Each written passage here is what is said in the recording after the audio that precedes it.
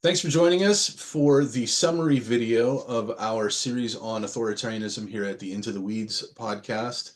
So today's episode is going to be fairly quick and straightforward. What we want to do is we want to summarize everything that we've talked about so far in terms of metrics that we want to set up to measure whether or not any particular administration is authoritarian.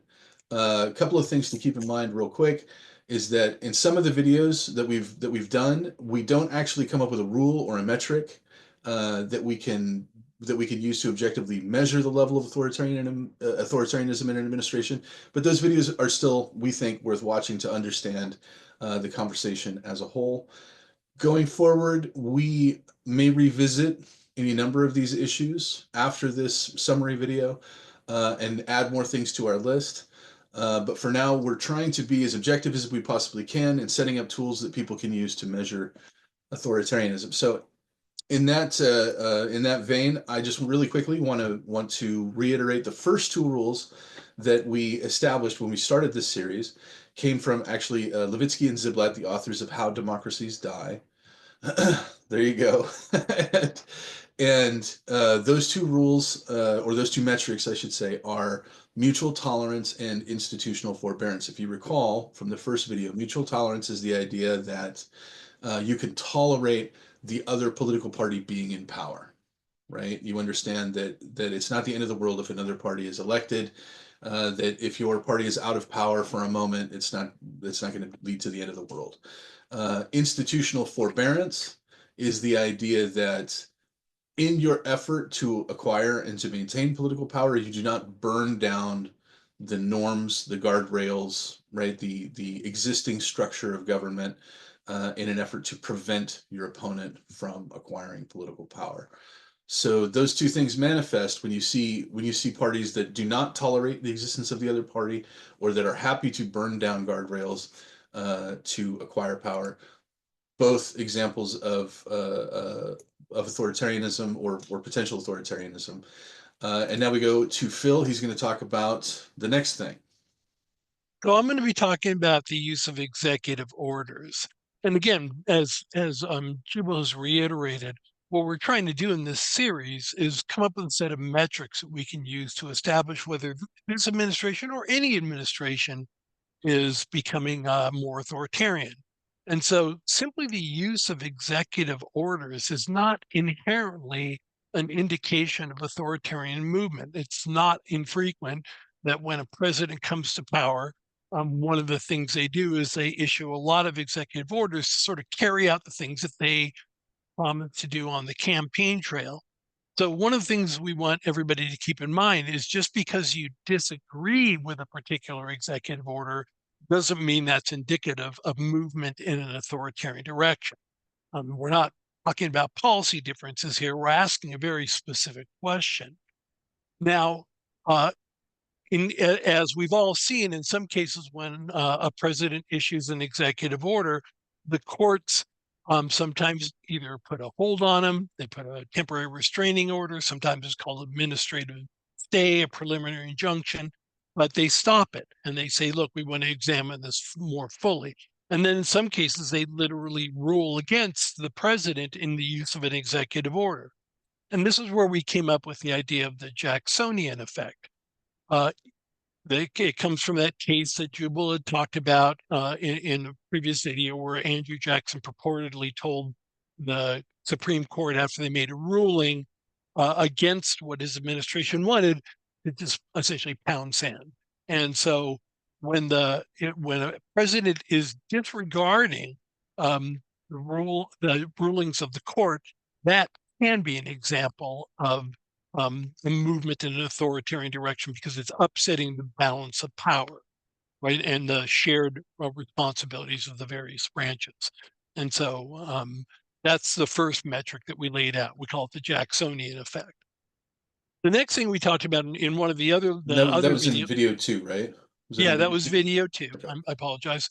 In video three, we talked about presidential pardons. Now, again, sort of the same rule applies in terms of executive pardons. They're not inherently indicative of a movement in an authoritarian direction. You might find certain pardons objectionable, immoral, however you feel about them is fine.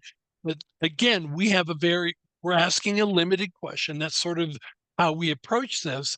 And since presidential pardoning power is plenary, it's basically absolute, there really is no place for judicial oversight. Now, there were some court cases recently, I'm not going to get into the details, where it's not limitless, the power, the president's power to pardon, but there aren't a lot of restraints on it. So again, we want to separate out policy differences, um, feelings about how certain pardons are done from, is this a indication that we're moving in an authoritarian direction?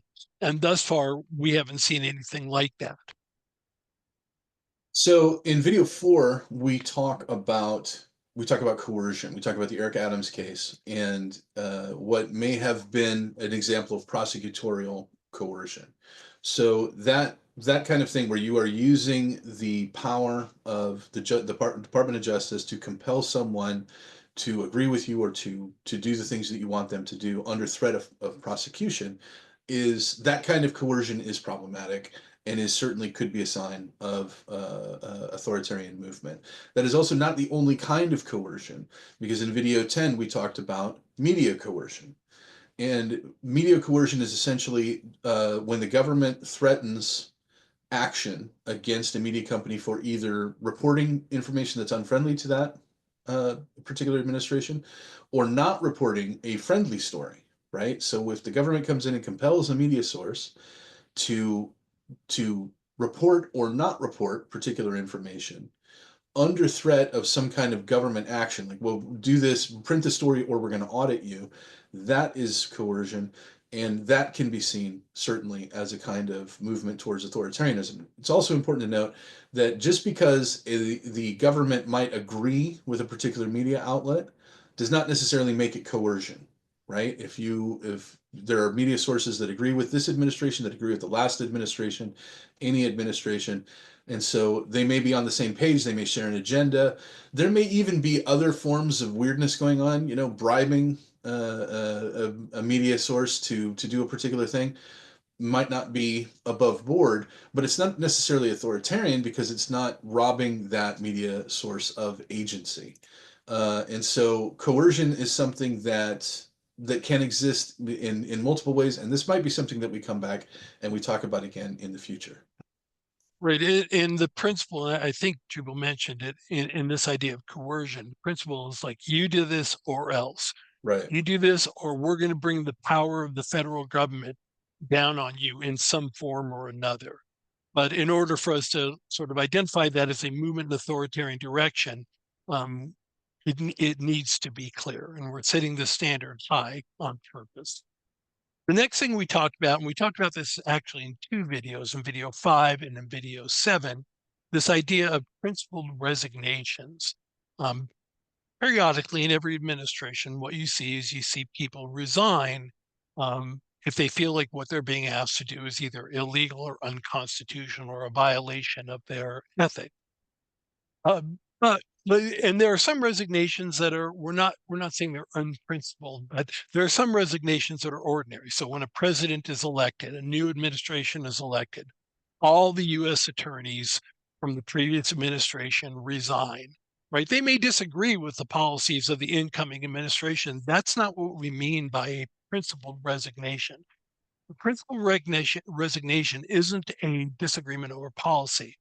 It's when somebody resigns because they feel like what they've been asked to do either is a violation of the law, a violation of their oath of office, or a violation of their professional code of ethics. And building off some other work done by a professor at UCLA, Tim Groeling, generally speaking, the signal that a principled resignation sends is clear when it's a Republican resigning in a Republican administration or a Democrat resigning in a Democratic administration. Not that hard to resign and complain about the policies of the incoming administration. But when it's somebody within your own administration and somebody who's a member of the administration, that winds up being potentially a signal. And so we sort of left it at not coming up with a criteria, but that if you see enough signals that might be worthy of sort of diving into and taking a look more closely at whether or not that is indicative of either a movement in an authoritarian direction or not. But we didn't come up with a criteria for that. But it is a red flag. But yeah, it is a red flag and something to be concerned about. And the last thing we talked about was the Madisonian effect. We're crediting James Madison for creating our system of checks and balances. And one of the things that we talked about was the impoundment power. And I'm going to let Jubal talk about that, and then I'll come back and talk about presidential signing statements. Right. So the Madisonian effect, similar to the Jacksonian effect. The Jacksonian effect is when the executive or the presidential administration essentially ignores the rulings of the judiciary and says, well, we've got the army, so we're going to do what we want to do. You can pound sand, as Phil says. So the Madisonian effect is when the presidential administration ignores the legislature. And there's two primary ways that we came up with that they can do that. And the first is impoundment. And what impoundment is when the president refuses to spend the money that Congress has set aside to do a particular thing. Right now, this became a big deal under Richard Nixon. There's been legislation that has been passed since then that has minimized the effect of this. But basically, anytime the president refuses to spend money that Congress has apportioned and has set aside to be spent on particular things, it's the responsibility of the president to uphold and maintain the law. It's not the responsibility of the president to decide what gets funded and what doesn't necessarily. There can be exceptions there, but unless I'm missing something glaring, and I'm sure Phil will correct me, for the most part, if Congress decides to spend money on something, then that's what we're going to spend money on, right? Right. And then And Congress has given the president power to impound money, but under a limited number of circumstances. So right, it's really where it goes off the rails. It's not a question of efficiency. It's just simply a matter of I disagree with the policy. right. Yeah. And the second way the Madisonian effect can materialize is with presidential signing statements, and I'll let Phil talk about those. And so this is what I talked about in video number 11. And if you've never heard of presidential signing statements, watch the video. What you'll find out, most people have never heard of them. Um, but this is a way in which presidents can use the signing statements, and I won't go into detail. Watch the video if you want to see it, where they can use their authority to sort of instruct the executive branch to disregard the intent of Congress. So Congress passes a law. Oftentimes they write laws in vague language. The president can write a signing statement that essentially instructs the executive branch to ignore what the legislative branch has done. This also, again, in and of itself is not a sign of a movement in an authoritarian direction because there are degrees of signing statements. Some of them are basically not important. Some of them are an attempt on the part of the executive branch to bring clarity to vague language that's been passed by Congress. And then other times there are instances in which it's basically the president defying it. So we can't just say, again, like executive orders, presidential signing statements are an indication of movement in authoritarian direction. We have to look at the actual signing statement and what it does and what it tries to accomplish. We have to get into the weeds on the signing There you statements to go. determine it. There you go. So that's our list. We've got six, what we consider to be objective metrics on measuring the authoritarian level of any administration. This one, the next one, the last one. And as time goes forward, what we're going to do is we're going to continue to talk about the things that happened during this administration. We're going to continue to apply these metrics, and we may even come up with a few more as time goes on. So thanks for joining us, and thanks for watching the summary, and we'll see you next time. Take care. Take care, everybody.